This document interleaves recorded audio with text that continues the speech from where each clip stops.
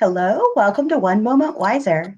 This is Christy Bridges, and I have a special guest for us today. You know that this year I've been talking about stories, my stories and yours. And I have with us a Toastmaster and dear friend who is made me laugh with her stories and impressed me with the authenticity of her stories about uh, real life and real feelings. So her name is Shelley Malicote Stuchman. And if you know her, you might be surprised that I call her a minimalist. But to me, she's a poet who can use very few words with great big impact. And she is a PR genius who can get her foot in the door with a single shoe. And she'll be joining us at the author showcase that's coming to Bixby, Oklahoma, March 14th at Tokyo Garden at 1 p.m. So if you haven't signed up to come to that author showcase with six authors, and Shelley is one of them. Shelley, thank you so much. Welcome to our show. Well, thank you, Christy. And it is so awesome to continue to learn new things. I just turned 65 a few weeks ago, and I have done my own videos, but I've never been part of a video podcast led by someone else. So, Christy has been very patient in teaching me how to get all of this set up. And it's exciting that today I learned something new. And as Christy said in the introduction, that she liked how I can get a foot in the door, that comes from many years ago. I was doing a book to business seminar, and my part of it was talking about how to market your book and your works and just to get into the door. Well, one of the examples I used was when you're having trouble getting in to talk to somebody, go to garage sales and buy two shoes. They don't even have to fit you. They can be high heels, they can be flip flops, just so they're clean and don't smell is probably the most important thing. Take one take one shoe, wrap it up in a box, and take it to that person's office, and with the note put, now that I've got my foot in the door, let's make an appointment to talk. And believe it or not, yeah, it may sound corny, but corny actually works with people. It does. And forethought. That's something that takes a little planning, and I think people respect it when you give them a laugh. Yeah, and it's marketing that may cost you only 25 cents, which makes it even better. Well, thank you. That is the first story I ever heard you tell. And I've been hooked on you ever since. I've shared that story with so many people. But Well, you have a lot of stories. Not only do you do marketing, but you actually went through kind of a tough time in your life when you chose not to isolate yourself, even though maybe that's how you might have been feeling. Can you tell us a little bit about that time? yes, I will. But to start that off, I want to share with you a little bit about poetry. You mentioned I like to write poetry, and I'll never forget how I knew poetry was going to be important in my life.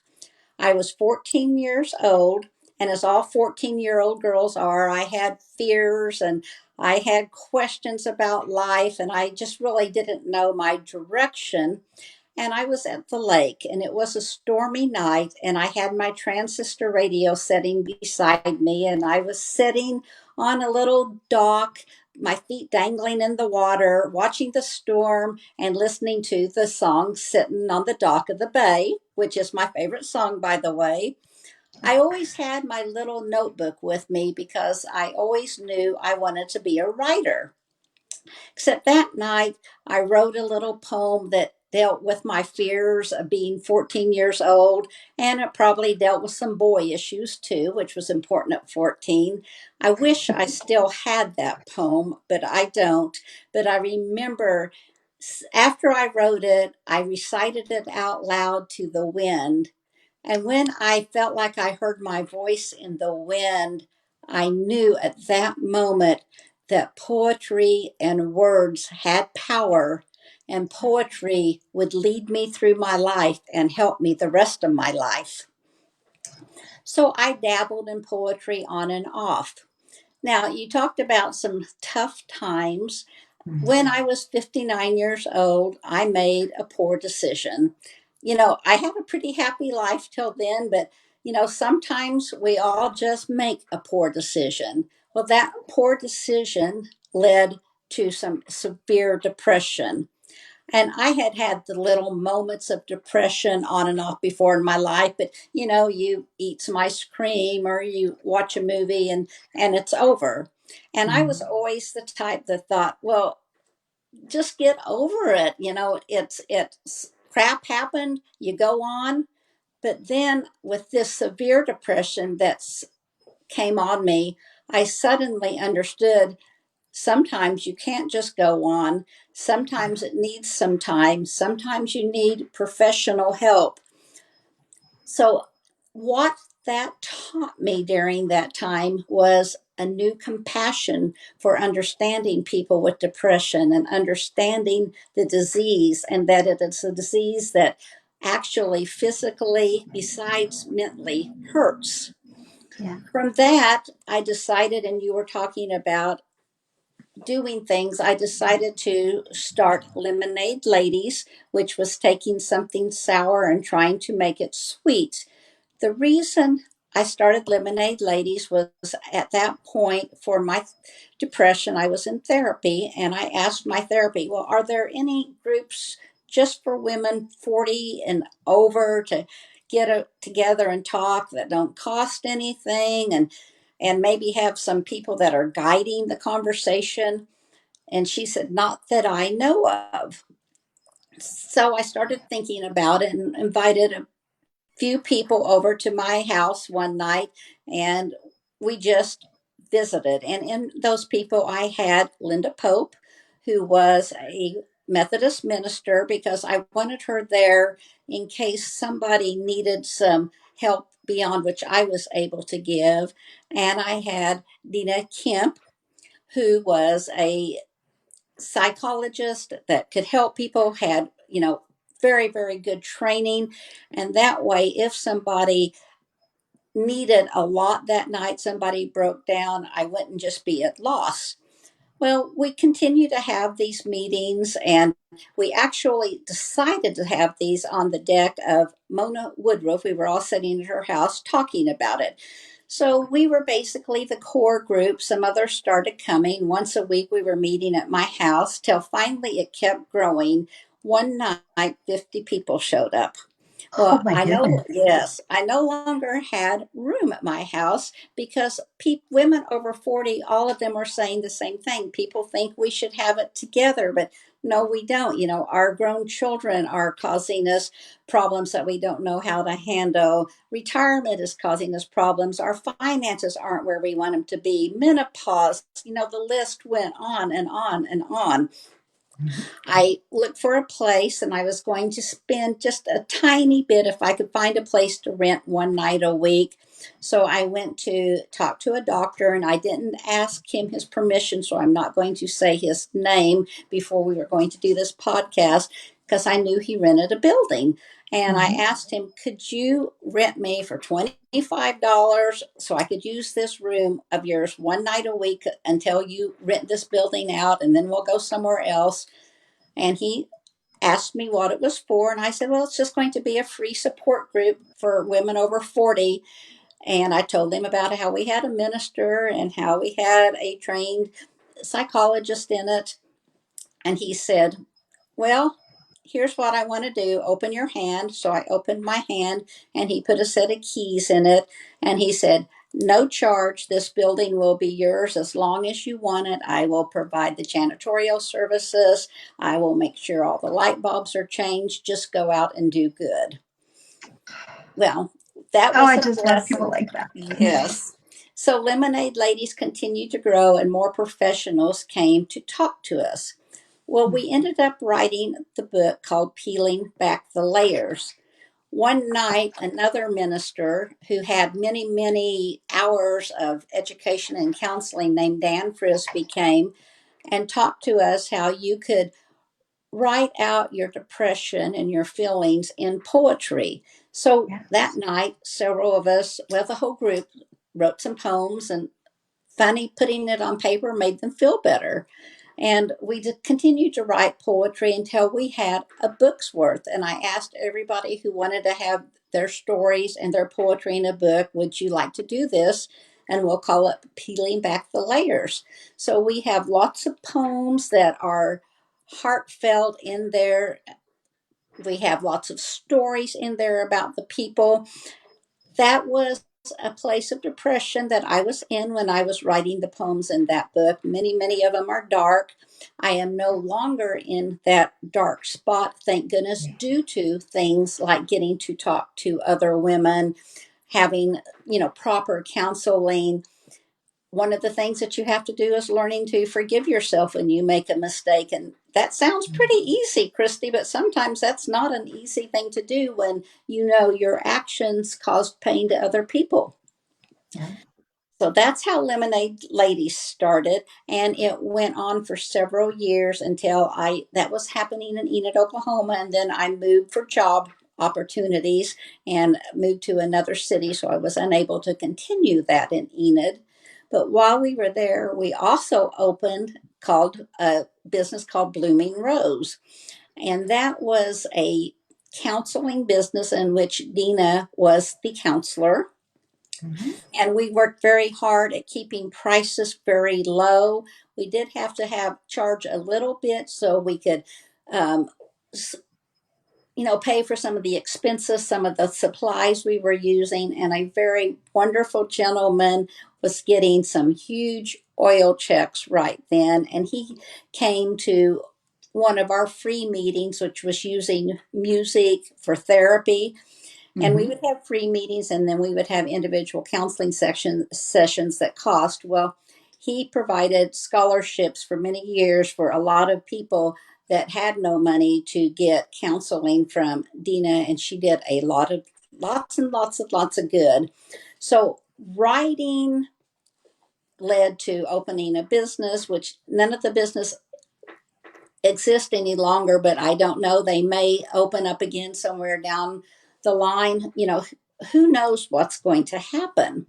Mhm. And one of the things that, another book I wrote during this time is Unguarded. Unguarded is a journal with questions in it. There are 365 questions. The reason, Christy, I put questions in here is because some people have a hard time knowing what to write about. So you could take this question and interpret it any way you wanted to. And my goal was you could learn about yourself by these questions. And is it all right if I share a couple with you right now? I would love that. Can you show the cover again? Yes. We've just recently been talking about the power of journaling, so I definitely want Oh, people to know about okay. this. And Linda Go ahead. Pope designed the cover. I want to give her credit for that. She's so But good. there's two questions side by side. The first one was, what part of your personality do you feel draws people to you? So I started thinking, and I was pretty proud. I feel like I'm a good listener, even though I'm doing all the talking right now. And I felt like that was the part of my personality that drew friends to me. But then the next day, the question was, what part of your personality do you feel annoys people? Uh-oh. Well, I thought a moment, and first I thought, well, I don't do anything that annoys people. Well, that wasn't quite true. As I continued to think before I wrote the answer to that question, I realized I am so busy that if a friend calls to have lunch, I have to schedule it maybe 2 weeks to a month down the road. And that would be a very annoying if you were my friend and you just wanted to have a quick, spontaneous lunch. So, what did I learn by these two simple questions in this book, in this journal? I learned to have more flexibility in my life, that when people wanted to reach out to you and have a lunch with you or have a cocktail with you, maybe it was important and things didn't have to be quite so scheduled. So all Wow. through this book, all 366 questions, And why it's 366 rather than 365, I don't remember, but it's something you can use over and over. Another interesting thing I learned, one of the questions I asked in there was, remember your favorite childhood candy? Well, mine was a Hershey's candy bar. And I started thinking as I was writing, I used to eat those with abandon and joy, and the chocolate would be all over my face. But anymore, when I get a candy bar, I feel guilty because I know it's not particularly nutritious. I'm going to gain weight. I look at the calories on the back. I try to decide if I'm going to enjoy it. And because of my entry in that book, I decided, well, that's nuts. The days I decide I'm going to have a Hershey's chocolate candy bar, I'm just going to enjoy it and put the guilt aside. Ooh, high five to that. I'm going to pause you for a second because you've said several very wise things. And I want to make sure that our listeners catch because you said those businesses, aren't anymore at the moment, but there is no reason that if you're listening to this, you couldn't connect with some people to start something similar. Shelley, you mentioned a couple of very important things about these types of groups. When you recognize that you had been doing your own soul searching, you've been going through counseling and uh, helping yourself to come out of the funk, you started to realize that part of the steps in exiting depression include helping others. When we start to serve others and when we start to just talk to others, we heal a little more. We are made to be part of community, even though so often we isolate ourselves. So you took that idea, but you knew it wasn't just you who needed to be the hostess, who needed to take care of everybody. You knew you needed some professionals to link arms with you so that the people you wanted to serve, the people you wanted to bring along, could actually get what they needed out of this. And, so it wasn't just you had more friends to talk to, but you had other people who could be helped as you were being helped. And I love that. I really respect that. And, when you do something well and you do something that actually makes a difference, then people come alongside and they want to give to that. When you bring value and you have passion and forethought in something like that, then people like that doctor go, wait, I want to help with this. People like your oil man go, hey, I want to be part of this too, because some people don't know how to start or what to do, or they don't have the open schedules to lead something or the personal experience. And but everybody wants to make an impact somehow. And so I love that you found those people and gave them the opportunity to be part of this. I just want to encourage anybody, if you're listening, and you have something. It doesn't have to do with depression. It can have to do with whatever it is that you've gone through, anxiety or trauma or whatever. There are ways that you can form a community with others who actually have the skills and resources to help that community. And I just encourage you to do that. So thank you. Well, And well, the Chris, book, the poetry was the whole thing, right?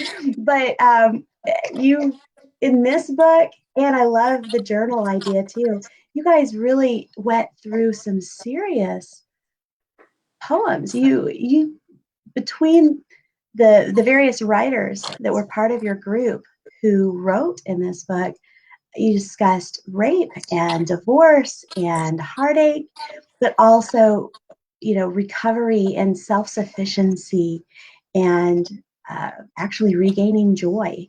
So it's really neat that you went deep, but you also came out the other side. So which there thank was you for that. also a lady in the book that shared her story with extreme obesity, which I learned so many things that I never even thought about, like how much effort it is to either get off the couch or out of the bed to answer the doorbell when it rings. Most of us just jump up and answer it, but when it's going to involve pulling yourself up, getting on a walker, whatever it is to get to the door. I had never even thought about that aspect of it.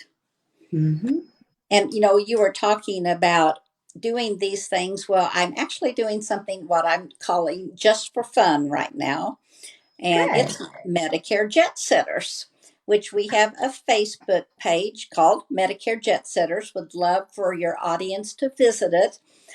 My friend Neil Johnson and I were, well, we hung around and did some things and did things with people our age. And sometimes people would say, well, I just don't get out anymore because there's no place that I really enjoy. It's too young to go to. I can't hear. I physically can't get in. So we went to BJ's restaurant one time. I met a Ooh. gentleman off ancestry.com who said he was my cousin, and he said he had a disability. So we decided to meet at BJ's because he said he could not do any stairs and there was a flat way to get in, and they had all the types of food you would want. Well, when we walked in, we sat down, and our my cousin that I just met that day off ancestry.com came in, and he had crutches and could barely walk, and the Oh. manager of BJ's came and helped him get settled, put his crutches where they were in a safe spot. When he had to go to the restroom, the manager actually made sure he got there safely and walked with him, and we were so impressed with that. I wrote a little thank you article on Facebook about it. Then there were several other places we went that things that were happening were pretty neat. So we decided, well, we'll start Medicare Jet Setters Facebook page and talk about places that people 55 and older would enjoy. They have to have the criteria of being easy to get into, Hmm. being interesting. The food has to be excellent. The service has to be good. And one of the most important things for us is the acoustics have to be where, as we are older, we can still have a conversation and hear each other. We have really enjoyed going to places. We decided to only do positive reviews too, because we Hmm. decided, well, if we go to a place or we go to an event and we don't like it, that doesn't mean somebody else isn't going to absolutely love it. And it's not up to us to maybe hurt a business by giving them a negative review. When somebody does something positive for the Medicare Jet Setters age group, we want it out there and for people to see, and we want to be worldwide. We Most of our things are in Oklahoma City or the Edmond area and even the Enid area, Hmm. but we have some things in there from Texas and some from other states. There's soon going to be something from Arkansas up there. Hopefully, internationally, people can post positive reviews up there also for other people to know. Hey, this is a good place to go to. So that has been very fun, and we have brought back the word groovy because if you are 55 or older, you probably remember using the word groovy a few times. And to us, groovy meant it was absolutely wonderful, or as the younger people would say, the bomb. And I don't even know what the latest word is. Snap, maybe? Do you know what the latest I think it's lingo is? snatched. I heard that for the Oh, first time the other snap. day. Okay. I heard that the Or other day awesome. too. But anyway, Yeah. would love for you to go to that page and find fun things to do. And I get to do my writing skills through Medicare Jet Setters. We're always learning. And I Yeah. found out what I really love to write is reviews. And I love to write reviews of the events and the places we go to. So this gives me an outlet. And whether anybody reads them word for word or not, or just reads the first few sentences, I had joy in writing it. And Yeah. hopefully, somebody found a new place to go. Our motto is get up and go because we don't just want to sit and fade away. We baby boomer generations, we have changed everything. So we're probably going to also be changing the way people view getting older and senior citizens. I agree. Okay, so what were your criteria again? Because those were well thought out Well, criteria. our criteria are the place has to be physically easy to get into. And once you get in, which I didn't say earlier, the chairs have to be comfortable. For me, some places, if they don't, if chairs don't have good back support, I tire out easy. I want to go sit at a bar with a bar stool that has a back, or sit in a booth that has a nice comfy back to it. So that's one of the criteria. The other is the acoustics. At this age, yes, we enjoy the music, but we don't want it to be so loud that we can't enjoy the conversation, because we have a lot of things to talk about. And yes, I hate to admit, one of them is our health that we like to talk about at this age. The other is because we all have lived a few years, the food, if it's a restaurant, has to be better than average. It has to be good to great to superior. The service, again, has to be good to great to superior. Average will not get them a groovy Medicare jet setter rating. Makes sense. I Uh-huh. personally like BJ's. I discovered BJ's in Warwick, Rhode Island. And when they opened one in Tulsa this year, I was so excited because of all the healthy options they have. Of Mm-hmm. course, they also have, super fattening options too, but Right. the healthy things like the zucchini noodles instead of spaghetti noodles and things are Mm-hmm. great. And you had asked me earlier to share my story about key lime pie, which I is want to part, hear that. okay, which is part of Medicare jet setters in a way. We Hmm. had experienced Hefner Grill, which is here in Oklahoma City. It's a nice restaurant on Lake Hefner. And I also work in home health and hospice for Epworth at Home. So one of our patients, she said, one of the things I would really like would be to have some key lime pie again from Hefner Grill. I said, well, I bet we can make that happen. But she said, but I'd really like 15 pieces of it and have my 15 friends and family to share this key lime pie with me. So I thought, okay, we'll see what we can do. I went to Hefner Grill and I asked the manager if I could have a discount, because it was about $10 a slice for this nice key lime pie they make there. And at 15, that was going to be about $150. And he said, sure, we would love to do it, but there's no discount because it's going to be free. And he said, what years did this lady come into Hefner Grill?